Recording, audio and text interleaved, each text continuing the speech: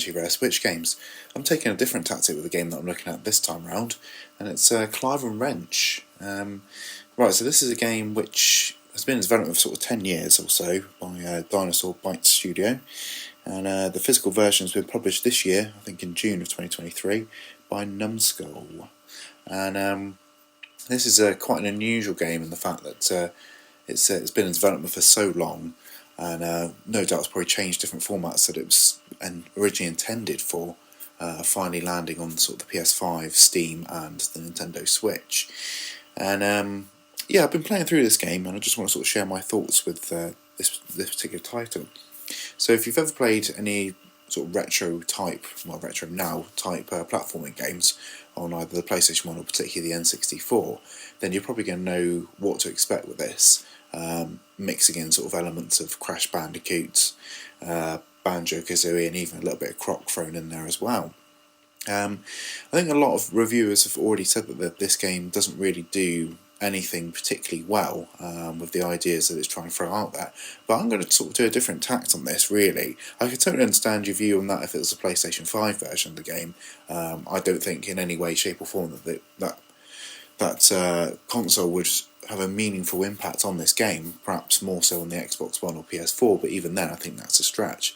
But I think this game is ideally suited to the Nintendo Switch itself, and it's graphically it's not going to set the world alight. I would say really the best way to sort of sum this up of how it looks is if you took a early PlayStation 2 or sort of mid-generation Dreamcast game and then did a HD remaster of it, I kind of feel you would get the results quite close to this, sort of like K of the Kangaroo and what was the other little fox fella thing that sort of came and went? Legend of K, I think it was.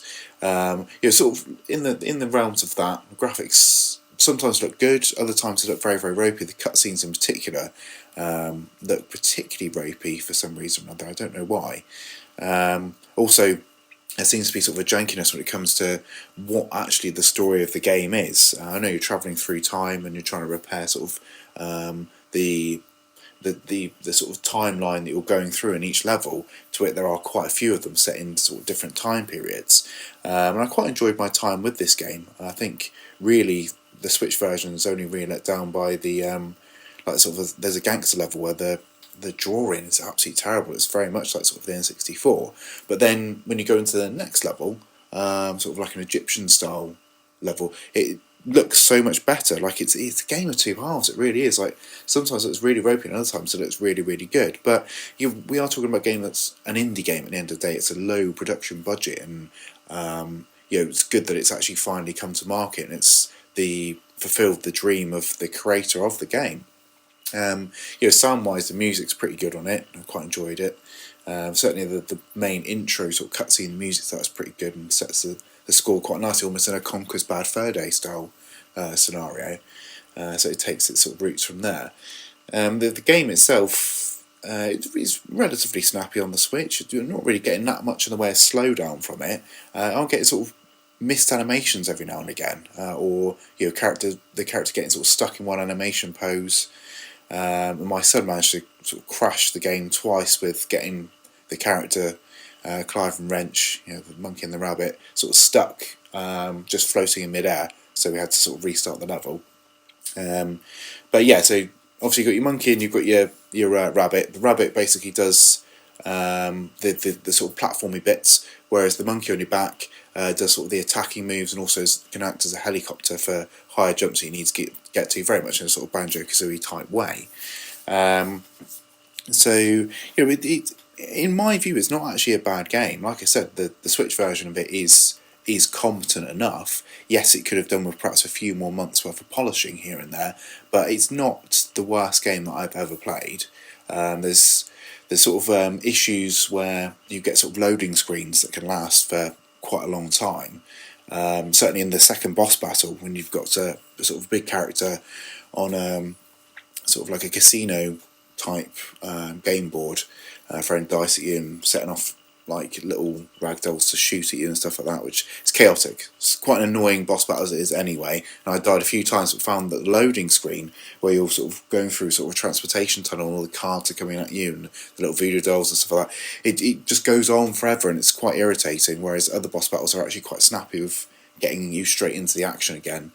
But even when you've sort of killed the character or when you've been killed, it's not immediately obvious what's happened to you, really. It just sort of goes to a loading screen and then takes you back to a checkpoint again. So it could have done with a little bit of continuity there, but that's just a sort of minor gripe, really. I think the longevity of the game is good. The levels themselves are actually pretty fun. It's basically a collectathon. If you ever played A Hat in Time, you sort of know what to expect here by now.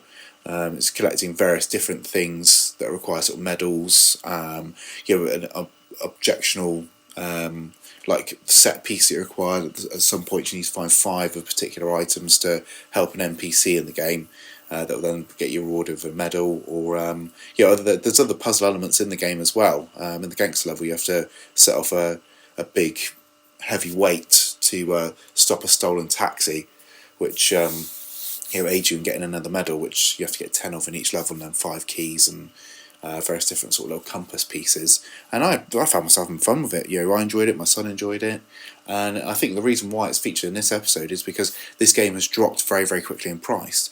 That at the moment you can get this from Smith's Toy Store in the UK for $14.99, which is a massive drop from the RRP of what Game Stores Group wanted to charge you, which is £34.